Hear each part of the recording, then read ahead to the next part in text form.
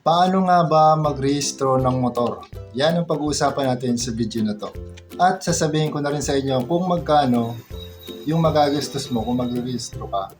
At ano yung mga dokumento na kailangan bago ka mag-rehistro. So, panoorin mo ang ating video hanggang dulo para malaman mo. Kamakailan lang guys, nagpa-rehistro ako ng sarili kong motor. At ito yung mga step-by-step process na ginawa ko. Share ko sa inyo para gawin yung guide kung sakali magpaparehistro din kayo ng inyong mga motor. Lalo na doon sa may mga bagong plaka na galing sa LTO. Yung mga bagong release ha. So yun na nga bago ka pumunta sa LTO, kailangan i-check mo muna mismo yung motor mo. Kung gumagana yung mga sumusunod, headlight, signal light, busina, tail light at brake light. Kasi yan yung isa mga pinaka-importante na dapat ma-check mo bago ka pumunta sa LTO. Kasi alam nyo guys, meron ako nakasabay sa pagpaparehistro na hindi gumagana yung kanyang signal light. So ang nangyari, na-delay siya kasi hindi pumayag yung inspector na i-process yung kanyang papeles hanggat hindi naayos yung kanyang signal light. So medyo may kahigpitan din guys, Kaya kailangan bago ka pumunta sa LTO ay siguraduhin mo muna na okay na yung motor mo para iwas hassle ka rin. Kasi sayang nga naman nakapila ka na tapos medyo magkakaroon ka pa ng aberya, so mawawala ka na naman sa pila. Pipila ka na naman ng panibago.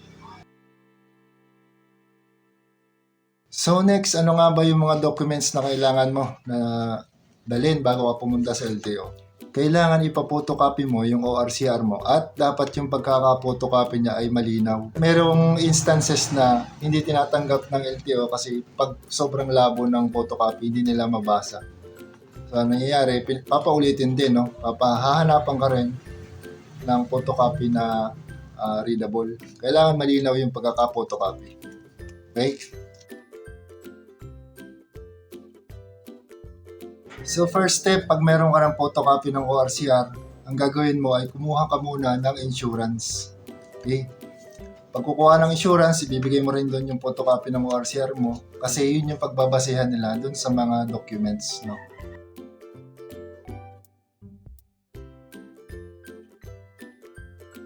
Doon naman guys sa may mga bagong plaka, kagaya nung sa akin. Gagawin mo, pupunta ka muna doon sa LTO Windows at sasabihin mo, pa-insert plate.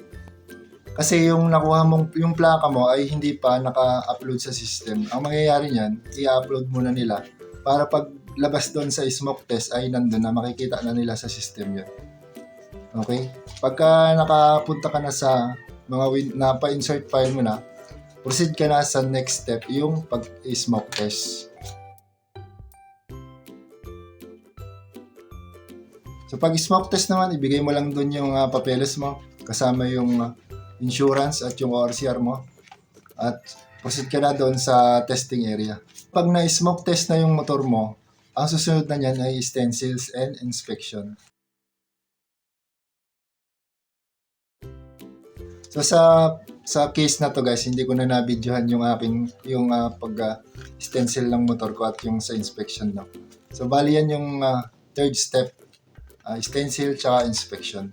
Kapag tapos na yan, pupunta ka na doon sa Windows A o kaya Windows 1 doon sa LTO office.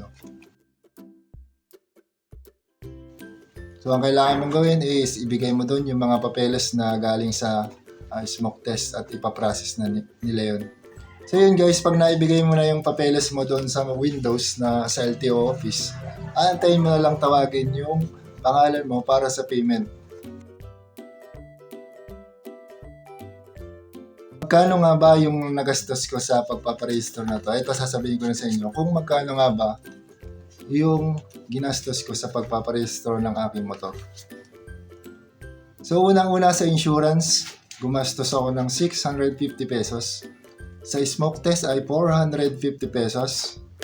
And then doon sa Windows na, doon sa LTO na mismo, dahil wala akong penalty, ay nagbayad lang ako ng 254 pesos. So yun guys, ang nagastos ko sa pagpaparehistro ng aking motor ay umabot ng 1,354 pesos, Dahil wala akong penalty, yun lang yung aking pinagbayaran. So yun no, at sana'y nakatulong sa'yo ang video na to kung sakali magpaparehistro ka ng iyong motor. Maraming salamat sa panonood at baka naman pwedeng pa-hit naman ng subscribe button dyan at pindutin mo na rin yung like. At bumiyahe nga pala ako guys no, na mula Tanay Rizal hanggang Samar. No? Ito yung link ko. Kung gusto mong panoorin, pakipindot mo na lang. At pindutin mo naman to para masubscribe. Thank you.